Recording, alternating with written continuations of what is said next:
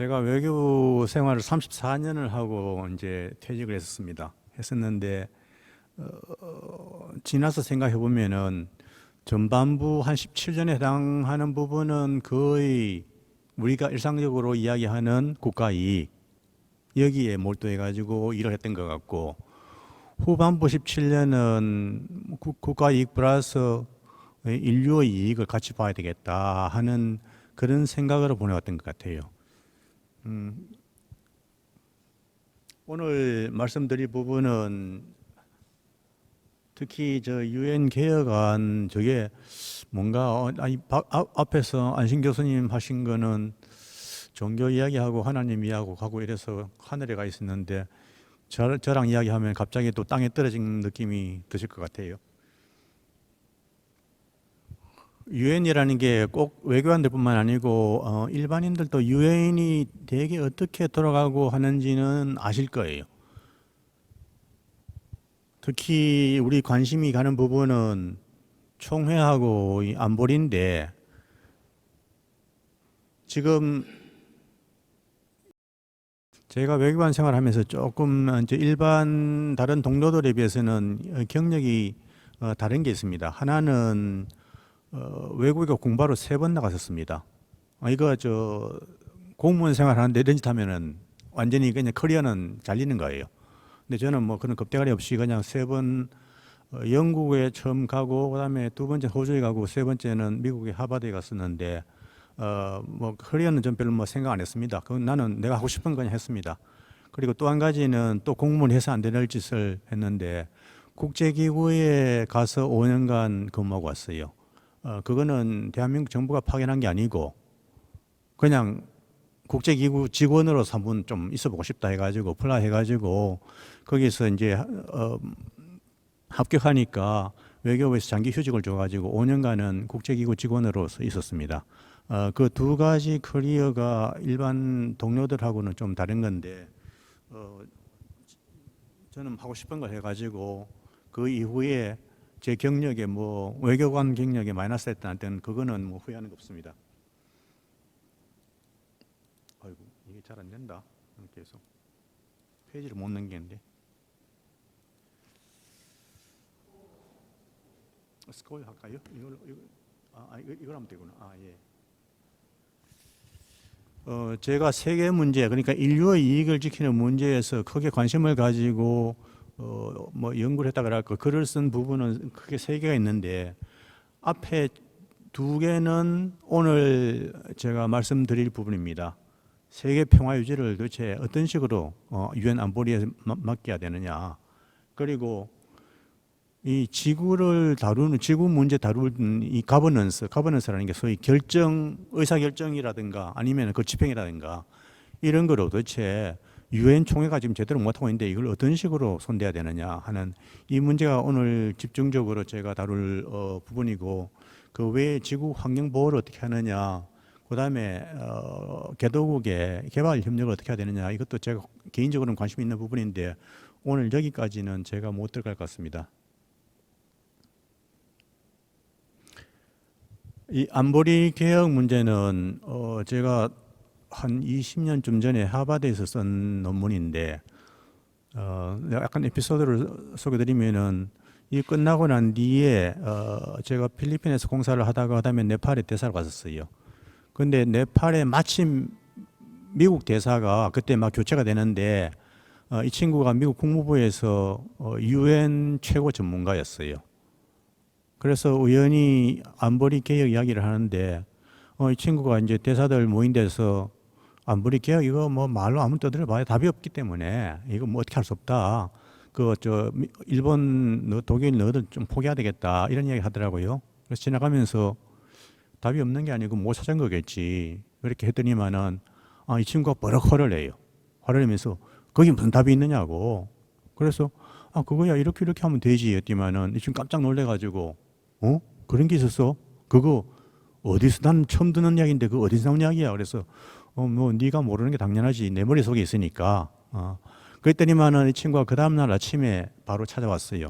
우리 대사관으로 와가지고 오전에 한 2시간 동안 어제 하던 이야기 그거 좀 해달라 해가지고 내가 설명해 주니까 뭐 점심시간 때 갈 생각도 안 하고 계속 그냥 붙들고 있길래 아니 나 지금 점심 약속이 있어서 나가야 된다 해서 내가 쓴 논문을 갖다가 카피를 해줄 테니까 그거 가면서 읽어봐라. 그리고 이 버전도 보내줄 테니까 이메일 주소 달라 해가지고 줬더니만은 이 친구가 돌아가서 바로 전화해가지고 내가 오는 길에 네 논문 다 읽었다. 아 멋있더라 뭐 이러더니만은 그 다음에 2주일 이제 할애해가지고 그 대사관 직원들하고 워크숍을 했어요. 제 논문을 가지고서 워크숍을 해가지고 첫 주일에는 이 논문에 제시하는 내용이 얼마나 타당하냐, 여기 약점은 없느냐, 결점은 없느냐 하는 거고, 두 번째 주에는 이게 미국 입장에서는 득실이 뭐냐 이렇게 해가지고 종합을 해가지고 국무부에 보고를 했대요. 보고를 했는데 국무부에서 미국이 앞장서 가지고 할 이야기는 못 된다. 왜냐하면은 미국이 가지고 있는 비토 파워를 일부분 양보해야 되는 제안이거든요. 그래서 미국이 앞장서서 할 이야기는 못 된다. 뭐 아마 다른 나라에서 한국 같은 데서 좀 하면은 자기들도 옆에서 동조해 줄 수 있지 않느냐 하는 그런 느낌 같은데 미안하지만 우리 대한민국 외교부는 아직 시각이 세계 문제에는 큰 관심이 없더라고요. 제 동료들이. 그래서 그 정도에서 끝나가지고 지금 한 20년 가까이 주고 있는 건데 우리 김영경 교수께서 이걸 또 살려가지고 또 어디 발표하라 그래가지고 오늘 나왔습니다. 안보리 개혁이라는 게 도대체 왜 지금 있는 안보리 뭐 놔두지 그냥 그 왜 개혁을 해야 되느냐? 무슨 문제가 있냐면은 일본하고 독일이 제가 이 논문을 쓸 때는 유엔의 분담금 비율이 2등, 3등이었어요. 미국이 1등이고 그 다음에 일본이 2등이고 독일이 3등이었어요. 그런데 일본, 독일은 안보리에 상임이사국도 없고 아니고 비토파워도 없고 물론 그런 상황인데 그 밑에 있는 나라들 영국, 프랑스 이런 나라들은 비토파워 가지고 있고 상임이사국이잖아요. 그러니까 일본하고 독일이 짜가지고 야 이거 이런 유엔에 못 있겠다 하면서 나가버리겠다 그러면 유엔이 깨지는 거예요. 그래서 미국이 달래야 되겠다 해가지고 우리 오케이 안보리 한번 개혁해보자 이랬는데 그 이후에 한 십몇 년간 개혁 논의를 유엔에서 매년 했는데 진전이 없고 진전이 없는 상황에서 제가 이 논문을 쓴 건데 이 논문을 쓴 이후에 20년 지났지만 아직까지도 진전이 없어요.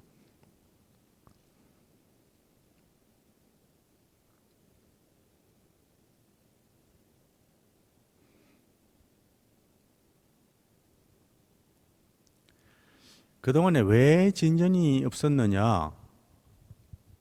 제가 볼 때는 머릿속으로 독일, 일본을 안보리에 어떻게 집어넣어 줘야지 하는 그 생각만 가지고 개혁을 논의한 것 같아요. 근데 일본하고 독일을 넣으려 그러니까 당장에 무슨 문제가 생기냐 하면은 아니 안보리 상임이사국에는 뭐 전부 선진국들만 들어가 있는 거냐? 우리 개도국은 뭐냐? 해가지고 브라질, 인도 이런 나라들이 우리도 넣어달라 된 거예요. 그렇게 하니까 개도국에서 근데 꼭 너희들이 뭐 우리 대표 맞나? 이런 문제가 제기된 거죠. 그뿐만 아니고 새로 거론되는 새로 안보리 상임사국이 되겠다고 이야기하는 나라들 그 옆에 있는 나라들이 전부 다 반대한 거예요. 대표적으로 우리나라예요. 일본이 상임이사국 되려고 그러니까 우리 한국이 그거 못하겠다. 그건 반대한다 해가지고 앞장서가지고 커피 클럽이라는 걸 만들었죠. 커피 클럽이라는 게 뭐냐면은 독일, 일본, 브라질, 인도, 멕시코 이런 나라들이 상임이사국 되는 거 우리 절대 반대다 해가지고 반대하는 나라끼리 모여가지고 움직이는 거예요. 그래서 그 나라들을 설득을 하고 뭐 그다음에 독일, 일본도 설득하고 할 그 답을 못 찾아낸 거예요 한마디로. 그런데 그걸 그만둘 수도 없고 디스커션을 그만둘 수도 없고 답은 못 찾고 이런 채로 지금 40년 가까이 돼가고 있는데 제가 볼 때는 답이 없는 게 아니지. 그 답을 찾으려고 국제적인 시각으로 정말 지구 전 세계 전체를 보는 시각으로 답을 찾아내려고 노력하는 사람이 없어 그런 거지. 제 입장은 그거예요. 세계적인 학자들이 많은 학자들이 이 문제에 덤벼들어 가지고 답을 제시했지만은 제가 볼 때는 부분만 본 거예요. 좀 큰 시각으로 보지 못하고. 근데 제가 가지고 있는 시각은 대한민국은 선진국하고 개도국 양쪽에서 양쪽 시각을 다 볼 수 있는 유일한 나라다 현재 세계에서. 그리고 우리 개국 이념이 홍익인간 아니냐? 그럼 답을 우리가 제시해야지, 대한민국이. 그런데 아직 저 외교부 동료들한테는 그게 잘 안 먹히다가요. 우리 국가 이익, 국가 이익, 좁은 의미의 국가 이익만 생각하는 거예요. 내가 볼 때는 아니 세계를 위해 사는 것도 넓은 의미의 국가 이익 아니냐. 옛날에 시골에서 크는데 집안 챙기다가 내가 좀 동네에서 똑똑하다고 이렇게 누가 알아주면은 그 전체 뭐 마실 전체 좀 책임도 지고 그런 거 아닌가요? 근데 아직까지 그 인식이 잘 안 돼 가지고 제가 이렇게 써봐야 참 아까 요 위에 써 있죠. 코리아에서 위대한 인도의 깃발을 올리기를 간절히 바랍니다. 내가 저걸 보면서 느낀 게 뭐냐면 코리아에서 위대한 인도의 깃발을 근데 만들긴 만들었는데 누가 올릴 사람이 없어요. 제가 그 말을 하고 싶었어요. 이걸 뭐 만들면 누가 이렇게 한국의 이름으로 올려줘야 되는데 이게 개인 이름으로 할 문제가 아니거든요. 한국이 외교적인 입장으로 해줘야 되는데 그걸 안 해주는구나 하는 생각인데 그러면 도대체 독일도 마음에 들고 일본도 마음에 들고 다른 나라 그 반대한 나라들도 다 설득할 수 있는 그런 방법이 있느냐? 제가 제시해 볼 테니까 여러분 어떻게 생각하시는지 한번 보세요. 이 유엔에서 제일 큰 문제는 평등, 국가 평등이라는 이 개념을 처음부터 디스토트 시킨 거예요. 이 평등이 어떤 식으로 평등이 됐냐면은 처음에 안보리를 만들면서 상임이사국 제도를 만들었죠. 그리고 비토파워까지 가졌죠. 5나라가. 그래서 자기들이 이미 큰 거 다 챙겨 먹은 거예요. 그러고 하는데 나머지 나라들 너희들 전부 다 그냥 똑같아. 그래서 제가 이거를 2층 버스에 비유를 했어요. 옛날에 인종차별해 가지고 백인들은 아래층에 있고 야 유색 인종들 너 전부 2층 올라가. 2층에 있는 거 너희들끼리 전부 다 너 평등이야. 아래층에 있는 우리 백인들끼리 우리끼리 평등이다. 이런 식으로 평등을 만든 거예요. 그래서 이거를 깨야 된다. 안보리를 개혁을 하면은 총회도 같이 개혁해야지. 안보리가 잘못된 건 총회하고 연결되어 있는데 너희들은 안보리 문제만 자꾸 보고 있느냐. 총회 연결시켜라. 그게 제일 큰 문제예요.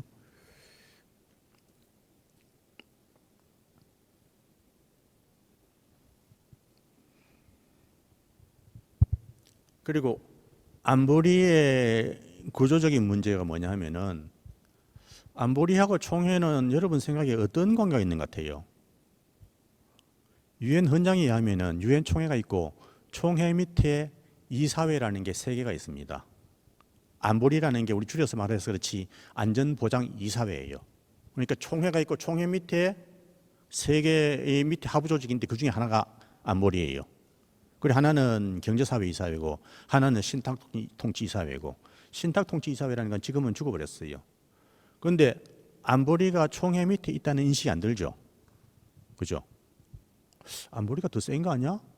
그런 생각 많이 들죠. 처음부터 안보리라는 거 갖다가 그렇게 힘센 놈 만들려면 그러면 총회가 하고 떼버리지. 왜 그걸 총회 밑에 집어넣어 놓고 그렇게 사기치느냐. 완전히 조직을 갖다 분리시켜라. 총회 따로 안보리 따로. 그렇게 해서 하우스를 2개로 만드는 거예요. 안보리를 어퍼 하우스 상원으로 만들고 총회는 하원으로 만들자. 서로가 독립된 기구로 만들자. 그렇게 해서 운영을 하면은 다른 유엔에 관련되는 여러 가지 문제를 한꺼번에 해결할 수 있습니다. 유엔 안보리의 개혁 문제점이 뭐가 있죠? 상임이사국. 아니 남이 뽑지 않았는데 지가 뭐 그냥 늘상 있는 거야. 그다음에 비토 파워, 거부권.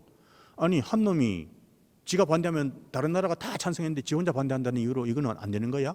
이런 게 어디 있어요? 이런 문제를 건드려야 되는 거죠. 이런 문제를 안 건드리고 상임이사국을 추가한다. 지금 안 그래도 상임이사국이 5나라가 돼서 골치 아픈 놈이 5이 있는데 상임이사국 2개 추가하면은 골치 아픈 애를 7으로 만드는 거고 거기다 개도국 2이 넣으면은 골치 아픈 놈을 9놈 만드는 거 아니에요. 이 지구가 돌아가겠어요? 그래서 그게 아니다. 상임이사국 제도를 깨야 되고 비토 파워를 깨야지. 무슨 소리 하는 거냐. 그게 유엔 개혁이다. 근데 그 지금 안보리 상임이사국들 비토 파워까지 가지고 있는데 그걸 듣겠어요? 안 듣죠. 그러니까 모든 나라에서 포기하는 거예요. 학자들도 다 포기하는 거예요. 그래서 글쎄 그거 그냥 해보지도 안 하고 포기해? 옛날에 정주영 회장이 뭐라 그랬죠? 그 해봤어? 해보자 이거예요. 그 나라들이 듣도록.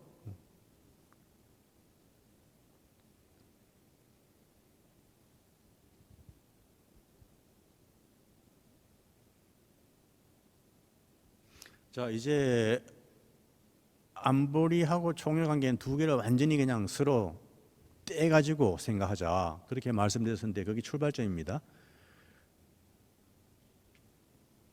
그러면 안보리, 제가 이제 안보리를 안 그러고 이제 이사회가 아니고 그거는 별도의 하우스니까 상원이라고 하겠습니다. 유엔 상원. 유엔 상원은 하원하고 뭐가 있는데 하원은 모든 멤버 스테이트들이 그 구성원인데 그럼 상원은 뭐야? 상원은 모든 멤버 스테이트가 구성원 아닌가?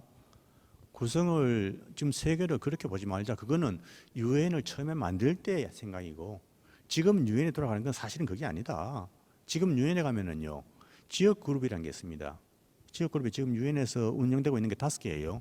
하나는 OECD, 그다음에 하나는 아프리카 그룹, 하나는 아시아 그룹, 하나는 라틴 아메리카, 그러니까 중남미, 라틴 아메리카 그룹을 하고 이제 카리브 해가지고 중남미, 그리고 또 하나는 아랍 그룹 이렇게 5개가 운영되고 있는데 대부분이 이 지역 그룹에서 결정되고 있어요.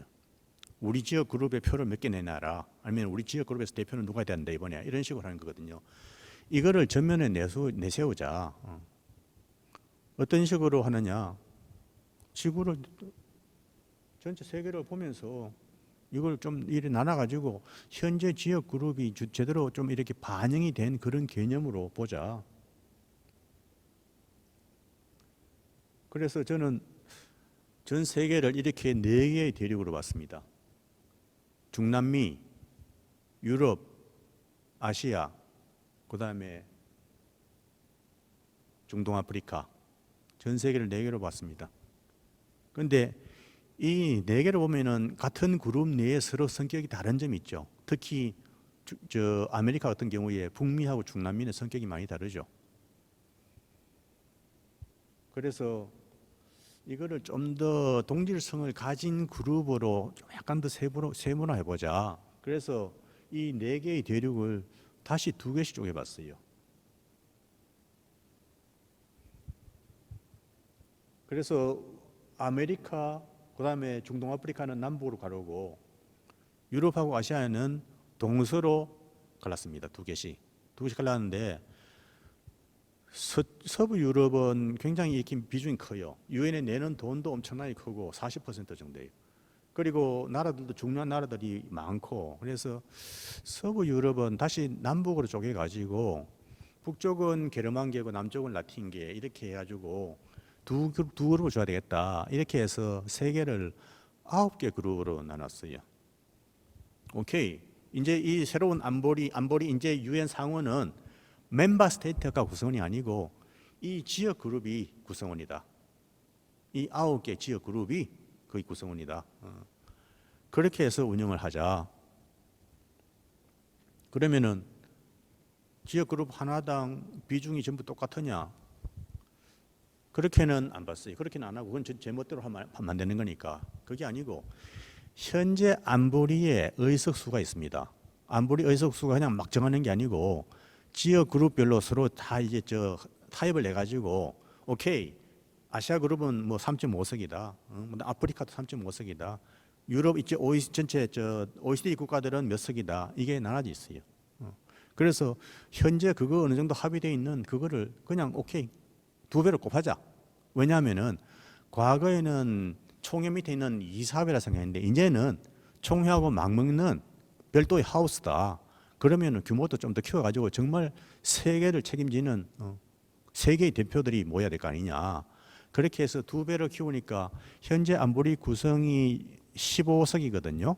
이 2배로 하면은 30석이 되죠. 그래서 30석을 현재 차지하고 있는 지역 그룹에다가 그냥 줘봤어요.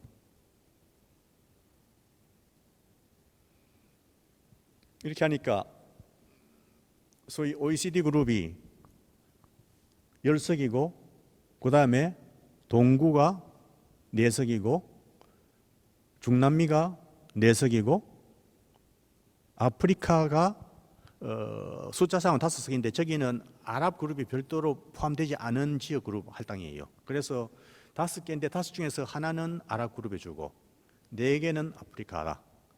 그리고 밑에 아시아 태평양은 7석으로 나와 있는데 이거는 그 중에서 또 하나는 아랍 그룹으로 가야 돼요. 그래서 6개가 돼요. 6개가 되는데 이거를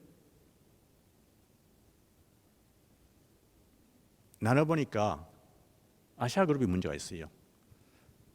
아시아 그룹은 동북아 태평양, 이 동북아하고 태평양을 한 묶음으로 하고 동남아 서남아를 묶었는데 동북아 태평양은 그 지역 그룹에서 유엔에 내는 분담금만 하더라도 유럽 한 그룹보다 더 많습니다.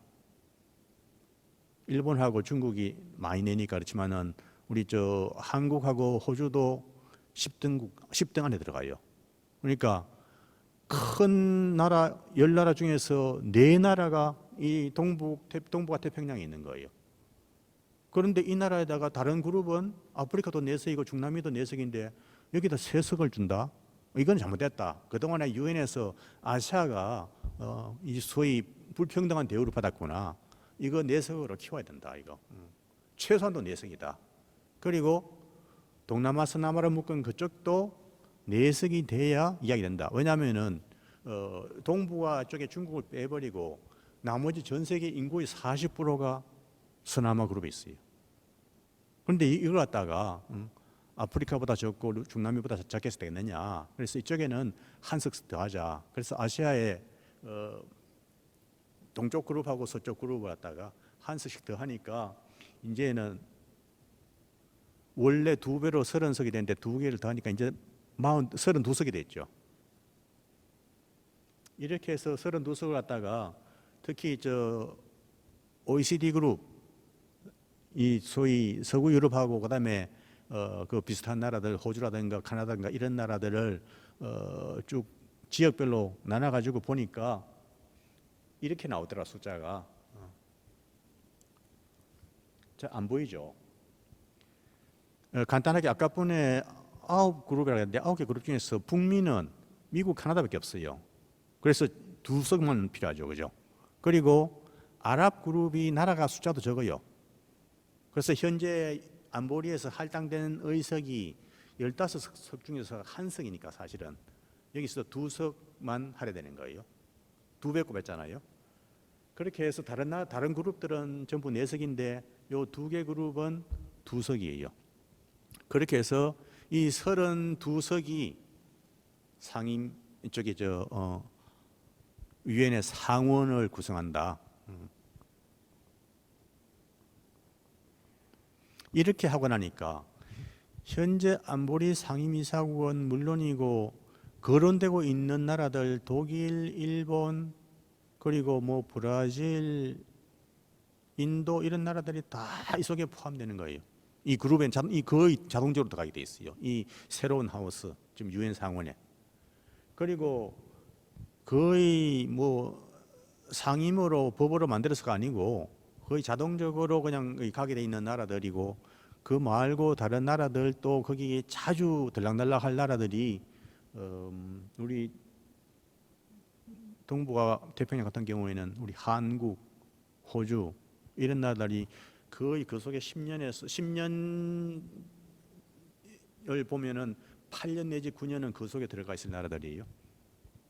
그리고 각 지역에서 중요하다고 생각되는 나라들은 거의 다 포함돼요. 이런 나라들로 해서 안보리를 갖다 이제 새로운 상원을 구성을 하면은 이제는 세계의 평화를 갖다가 담당할 제대로 된 기구가 됐다. 그렇게 보는 거예요.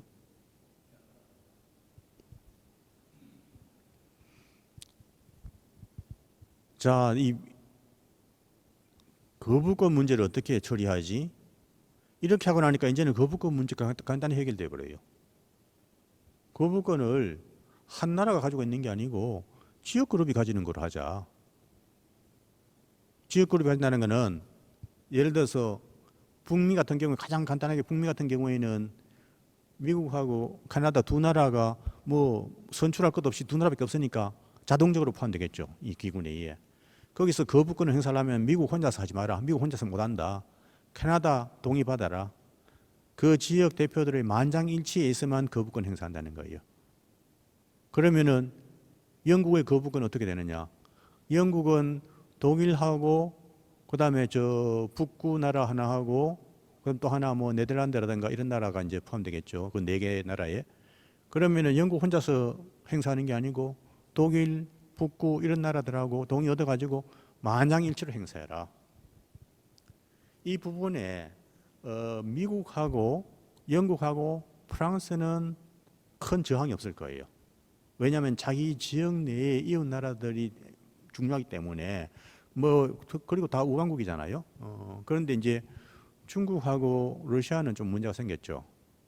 중국이 거부권 행사하려면 너 이제부터 일본, 한국, 호주 동의를 받아. 그리고 러시아 경우에도 러시아가 거부권 행사하려면은 그 이웃 나라 옛날 그저 소련에서 떨어져 나간 나라뿐만 아니고 뭐 폴란드라든가 헝가리라든가 이런 나라들 앞으로 동의받아. 그래서 중국하고 러시아 두 나라가 이 개혁안에 반대할 가능성이 있습니다. 가능성이 있지만은 그 두 나라 무서워가지고 뭐 구독이 무서워서 장 못 담아요. 다른 나라들이 찬성하고 미국, 영국, 프랑스 찬성하면은 그냥 가면 되는 거 아니에요? 그 뒤에 뭐 빠질 나라도 빼버리고. 그게 그렇게 어려우면은 유엔이라는 이름 떼버리고 옛날에 국제연맹을 국제연합으로 바꾸듯이 지금 국제연합이라는 거를 그냥 해체해버리고 제3의 기구로 만들면 되잖아요. 문제는 전 세계 나라들이 여기에 따르느냐 안 따르느냐 문제죠. 그거를 한국이 나서가지고 하자 그러면은 내가 볼 때는 세계가 거의 다 따라와요. 왜 내가 자신하느냐 하면은 우리나라 코이카에서 제가 코이카 이사로 있었는데 코이카에서 개도국에 외교관 20명씩 해마다 불러가지고 트레이닝 시키는 게 과정이 있습니다. 거기서 세계 외교에 대해서 뭐 강의를 해달라고 나한테 요청이 한 번씩 와가지고 이 이야기를 하는데 굉장히 좋아해요. 이 개도국 사람들이. 자기들이 이런 문제 있으면 대번에 찬성할 거라고 자기 나라 찬성할 거라고. 그리고 내가 유럽 대표단이 물으니까 유럽 대표들도 굉장히 좋아해요. 그래서 이거를 한국이 딱 들고서 저기 깃발 그랬죠, 그죠? 깃발을 올려라. 깃발만 올리면은 이걸 해볼 만한데 몰라서 그러는 건지 아니면 중국 눈치를 보는 건지 그걸 잘 모르겠어요.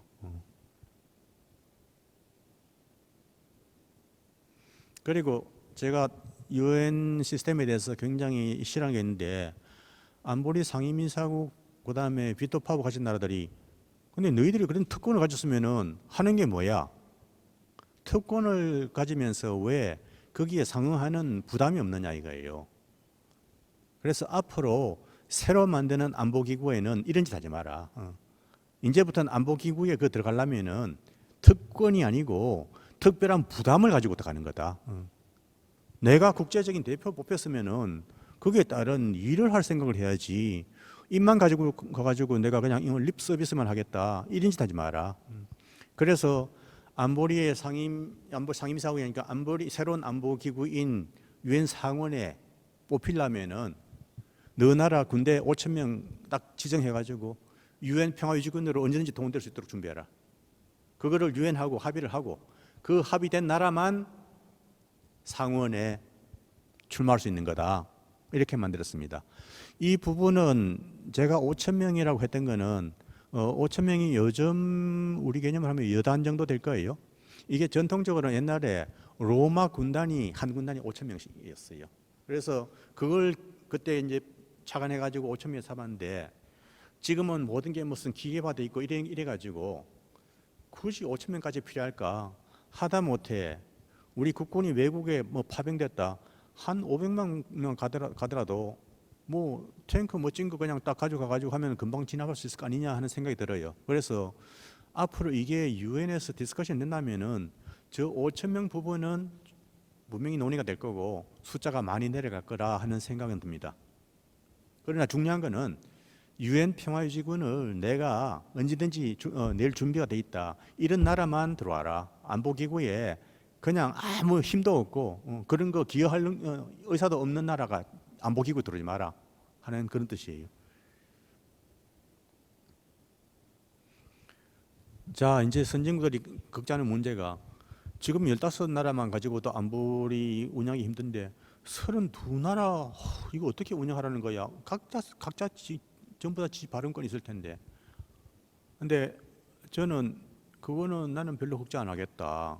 왜냐하면은 과거에 15나라는 전부 다 지 나라 자기만 대표했다.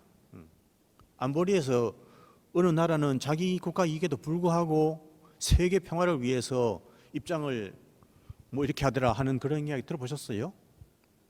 전부 자기 개인이 자기 나라 이익 가지고 간 거예요.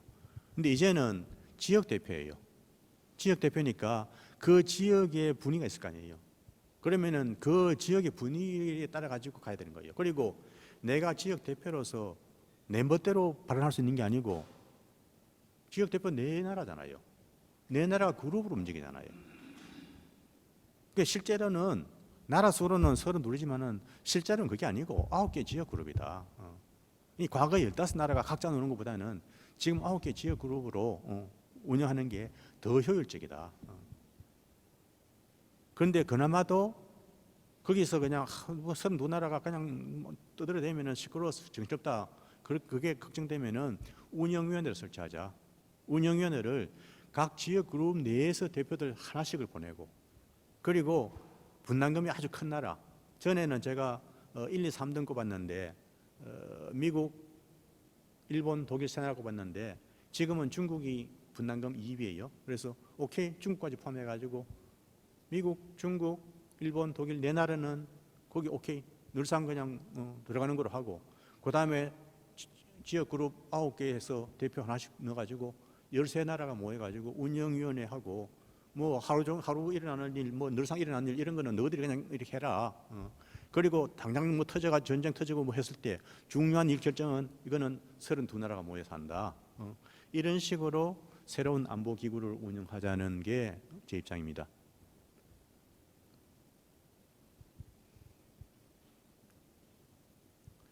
그리고 또 하나 좋은 거는 이렇게 해놓으면은 총회가 상임이 아니고 이사회가 밑에 3개가 있다 그랬죠 아까. 그런데 이게 좀 중구난방이에요. 지금 신탁통치이사회라는 건 없애버렸죠. 안보리는 총회 머리 위에 올라가 있죠. 그러니까 밑에 있는 건 사실은 경제사회이사회라는 것밖에 없어요. 그러니까 총회가 모든 일을 경제사회이사회에다 맡기는 거예요. 그게 무슨 이사회입니까? 그냥 총회가 알아서 다 할 일이지. 그렇잖아요? 왜냐하면 경제사회이사회도 멤버 스테이트 전부 모든 나라가 멤버 스테이트거든요. 그러지 말고 좀 유엔 좀 일 좀 되도록 하자. 이런 식으로 미리 만들어주지 말고 업무를 분장을 하는 방법을 만들어 가지고 그 업무 분장에 따라서 새로운 일이 터질 때 이거는 어느 이사회의 몫이냐 이걸 정하자. 업무 분장을 어떻게 하느냐. 인간, 국가, 세계 요 기준으로 이사회를 만들자는 거예요. 그리고 그 이사회는 총회도 3개가 있고 지금 상원을 부르는 안보기구에도 똑같이 이사회가 3개 있다.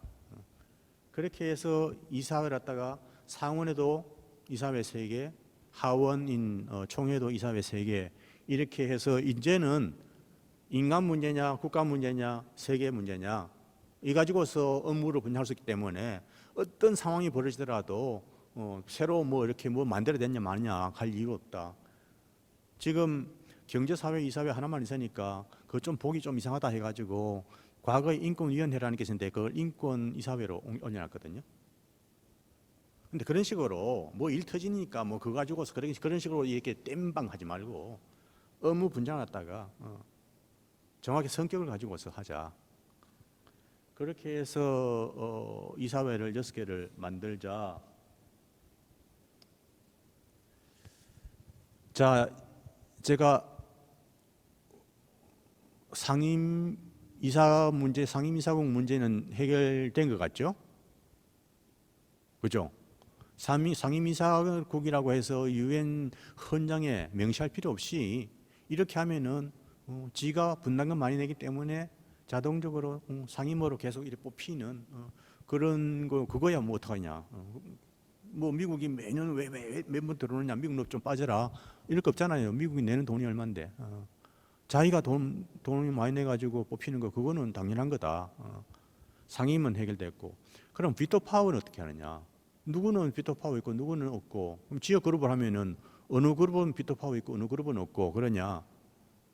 비토 파워는 있는 게 맞다고 저는 봅니다.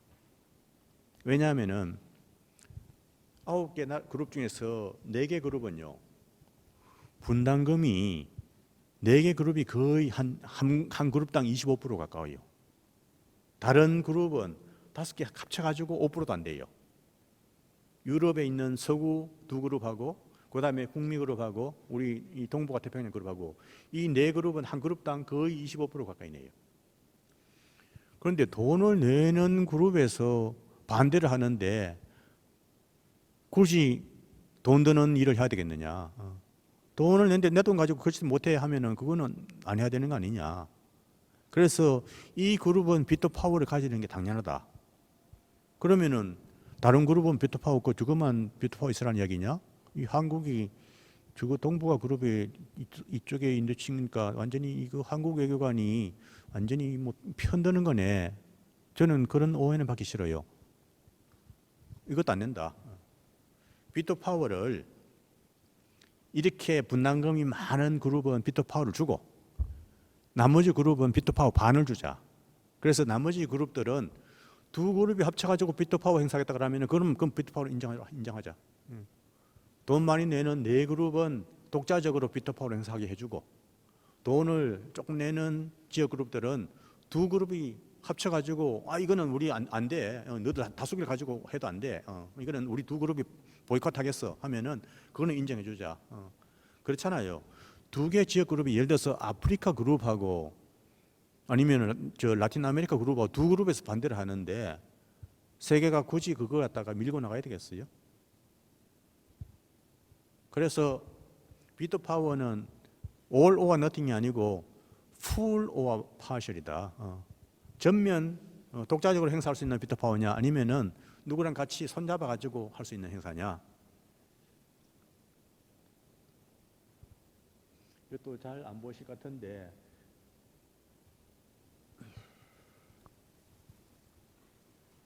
지금 유엔의 피스키핑을 보면요, 미국이 제일 많이 내고 그다음에 일본, 이거는 사실은 좀 오래된 2009년입니다. 2009년 건데 지금은 조금 바뀌긴 했어요. 중국이 좀 이쪽에 들어오고 그랬을 거예요. 미국, 일본, 독일, 영국, 프랑스, 이태리, 차이나, 카나다, 스페인, 한국, 이 돈 많이 내는 나라들 전부 다 새로운 안보 기구에 들어올 나라들이에요. 우리 한국도 그럼 들어갈 거야? 한국은요, 상임은 안 될 거예요. 왜냐하면은 이 동북아 태평양에서는 중국, 일본이 일단 2석을 먹잖아요. 그러면 나머지 2석 가지고서 한국, 호주, 뉴질랜드 대개 3나라가 돌아가면서 하게 될 거예요. 왜냐하면 다른 나라들은 군대 큰 병력 내놔놓고 자기들이 와서 일할 능력이 안 되니까. 그런데 뉴질랜드는 우리보다 더 월등 이렇게 약하잖아요. 병력도 작고. 그래서 시간적으로 할당을 한다면 아마 한국하고 호주가 9년을 하고 뉴질랜드가 2년을 하는 그런 정도 될 거예요. 그러니까 20년을 기준하면은. 그러니까 10년에 2석이잖아요. 10년에 2석. 그러면은 10년에 우리 한국은 9년 동안 안보기구에 있고 호주도 9년 동안 있고 뉴질랜드는 10년 중에서 2년을 있는 거죠. 그래서 우리 한국도 거의 상임에 가까운 나라가 되는 거예요. 지금 제 입장은 우리 외교부 입장은 아니에요. 우리 외교부 입장은 일본 상임이사국 되는 거 반대. 아직까지 거기서 못 벗어나고 있어요. 근데 저는 일본이 믿거나 말거나 일본이 국제사회에서 기여를 하면은 자기가 기여하는 만큼 대우는 받아야 될 거 아니야. 제 입장은 그거예요. 왜 옆에 나라하고 그냥 과거 가지고서 그렇게 그냥 못 살겠다 그러냐. 좀 우리도 좀 가까이 좀 지내보자. 친하게 지내보자. 일본이 돈 많이 내면은 국제사회에서 그렇게 대우받도록 해줘라. 그러면서 우리도 대우받자. 우리도 우리 국제사회 활동하는 만큼 상응하는 대우를 받자. 그렇게 생각하면은 우리가 안보리에서 지금 안보리 말고 상원에서 10년 중에서 9년 있고 일본은 10년 중에 10년 있고 그렇게 억울할 거 없잖아요.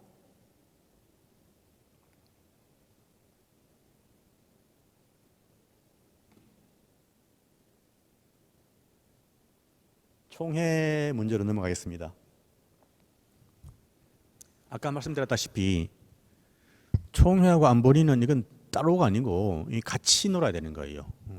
원래 총회에서 한나라 한석을 만든 거는 안보리에서 상임이사국 제도, 비토 파워, 자기들이 5나라가 다 먹고 난 뒤에 그다음 아이고 뭐 좀 잔잔한 것들은 너희들 전부 다 그냥 한나라 한 표 해가지고 해라.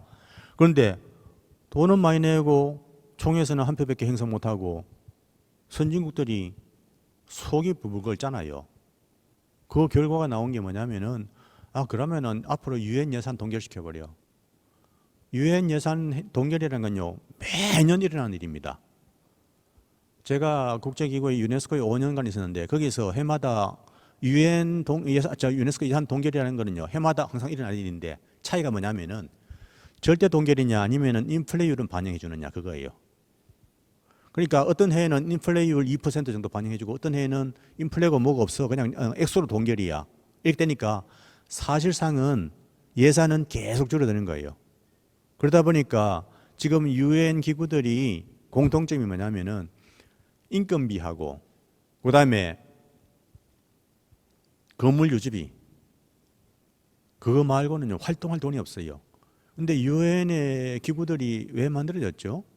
원래 개도국 경제 지원하려고 만든 거예요. 유엔의 전문기구라는 게. 그런데 전문기구들이 활동할 돈이 없어요. 왜냐하면 선진국들이 유엔 예산을 다 동결시켜 버리니까. 그래서 지금 선진국들이 개발 원조하는 돈은 어디로 가느냐? 월드뱅크로 들어가요. 대개. 그런데 여러분 생각해 보시죠. 은행원이 여러분 가난한 문제에 대해서 얼마나 걱정하겠어요. 그 사람들 이런 머릿속에 생각은 딴 데 있어요.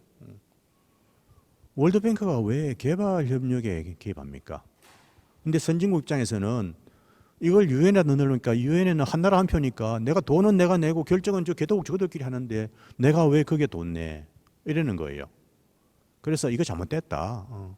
선진국들이 돈 내고 돈 내는 거 나 함부로 못 쓰도록 하는 그런 장치는 돼 있어야지. 이게 한나라 한 표 해놓으니까 이게 개도국이 좋은 게 아니고 개도국들이 바보 되는 거예요. 내가 소리는 뺑뺑 지르는데 돈은 안 들어오니까 내가 하나도 혜택을 못 보는 거예요.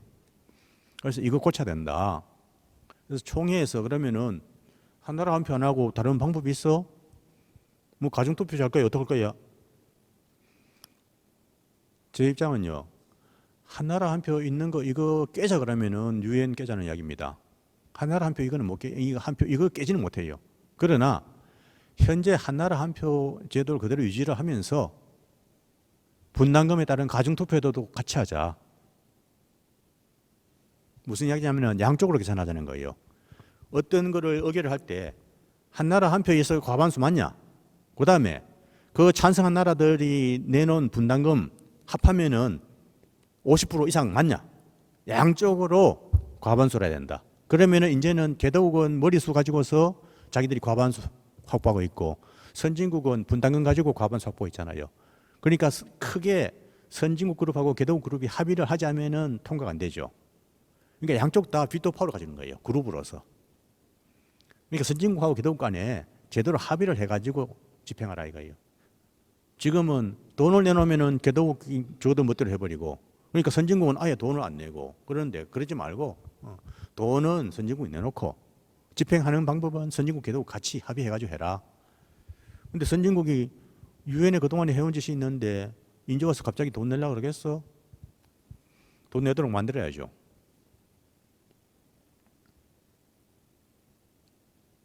자, 이제 투표 방법도 바꿨는데 선진국 너희들 개발 원조 한다고 매년 돈 내잖아. 그게 1년에 1,500억 불이에요. 선진국이 개도국에 원조하는 액수가 1,500억 불입니다. 그거 어떻게 쓰고 있죠? 선진국이 자기 입맛에 맞게 쓰는 거예요. 돈은 쓰기는 개도국에 쓰는데 쓰는 거는 자기 입맛에 맞게 쓰는 거예요. 개도국에 얼마나 도움 되는지는 사실 큰 관심 없어요. 그 두 번째는 돈을 쓰는 것만 감시하지 그 돈을 제대로 썼는지는 감시하는 데가 없어요. 효과적으로 썼느냐 이거는 관심 없어요.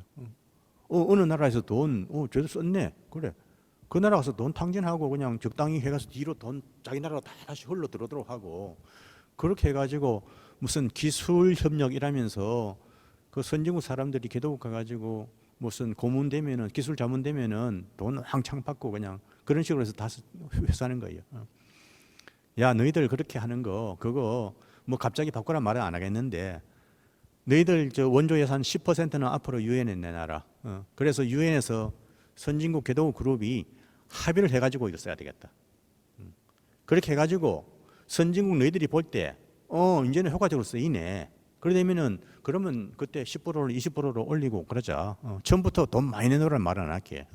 그러나 10%를 내놔놓고 이제 투표권도 바꾸고 투표권도 가중투표도 도입하고 그다음에 개도국 입장에서는 이제는 유엔이 좀 제대로 돌아갈 돈이 이제 들어오네 싶을 거고 그렇게 해서 주고받기 하자는 거예요.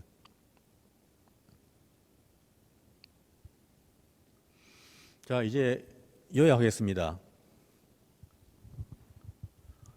지금까지 안보리에서 40년간 떠들어도 계획이 안 되는 이유는 눈앞에 있는 문제 하나를 탁 떼가지고 그것만 가지고 손대려고 그러니까 이 유엔이라는 집을 지을 때 집 자체가 튼튼하게 제대로 지어진 게 아니고 기둥이 짓무들어 있는데 주춧돌하고 이게 지금 무슨 대들보가 지금 제대로 안 돼 있는데 옆에다가 다른 주춧돌 대들보를 같이 보완을 해줘야지 그걸 내버려 두고서 어떻게 그냥 부분공사하면은 대들보가 무너지고 주춧돌이 그냥 이상하게 흔들리는데 그렇게 하면 안 된다.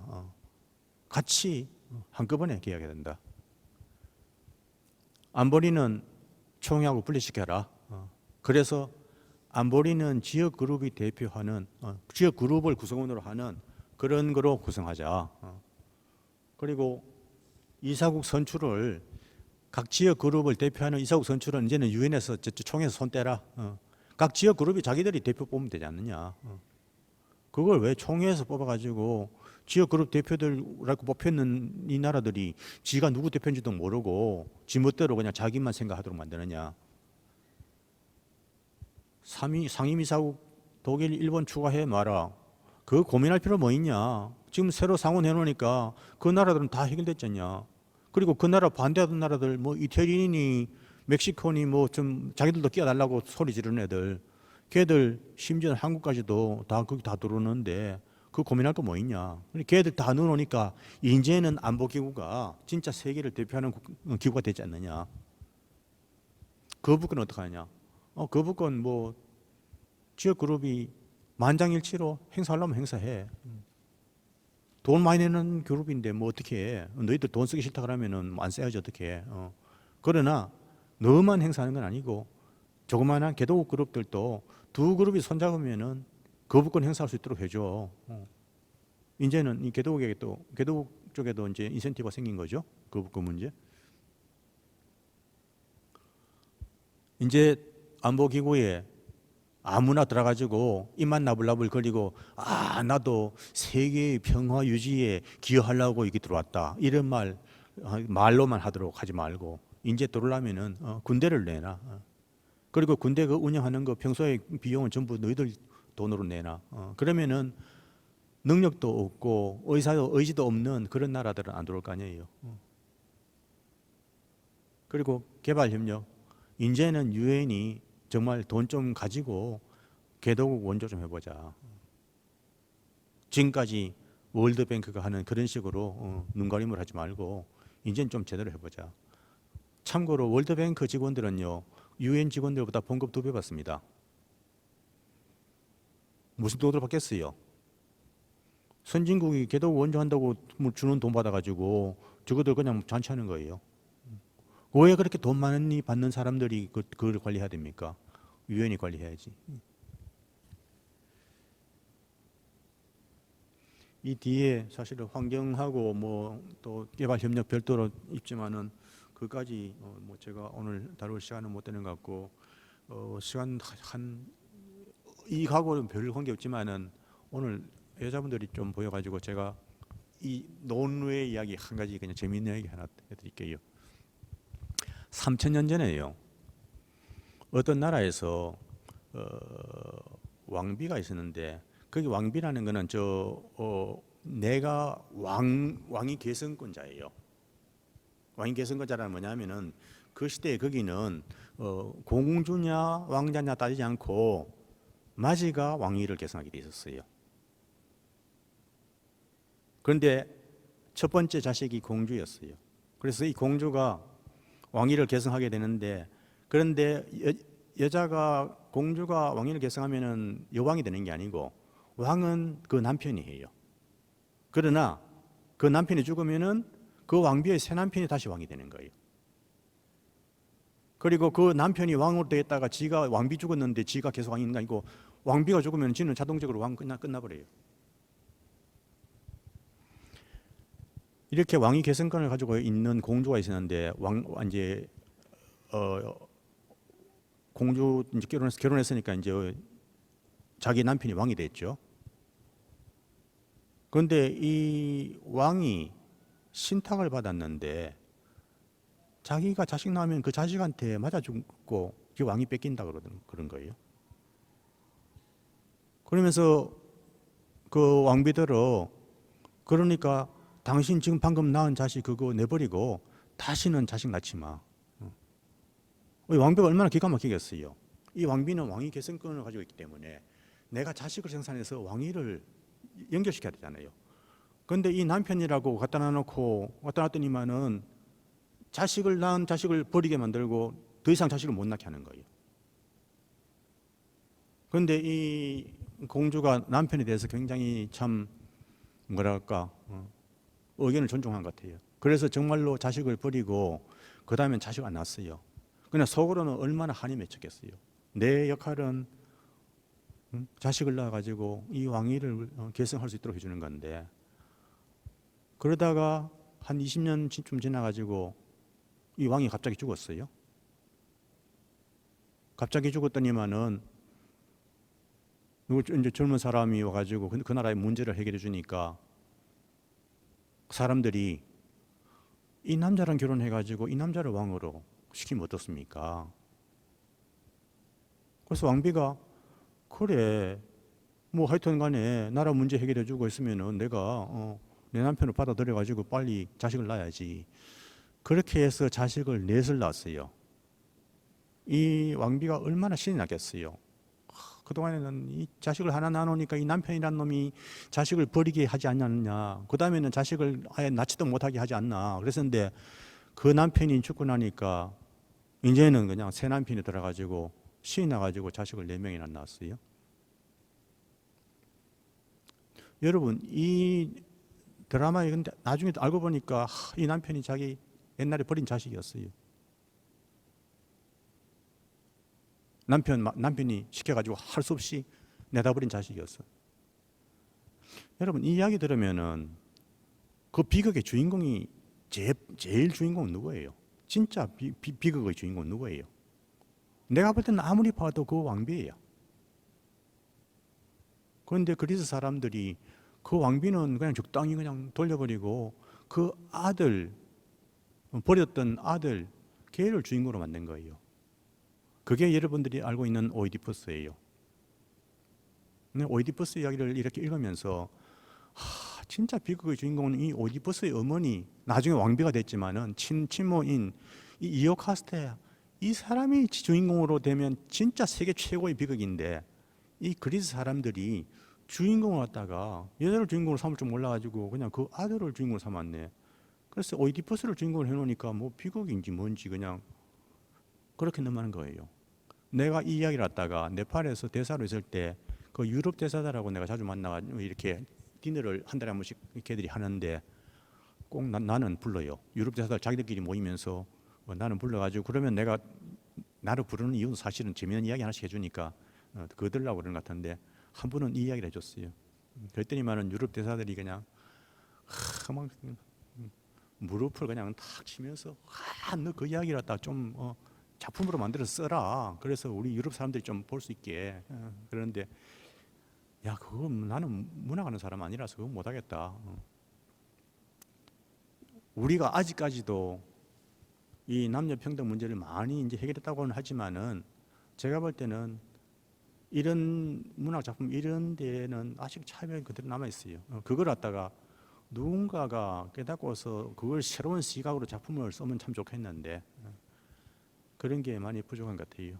예, 아이고 이 더운데 들으시느라고 수고 많았습니다. 예, 이상 끝내겠습니다.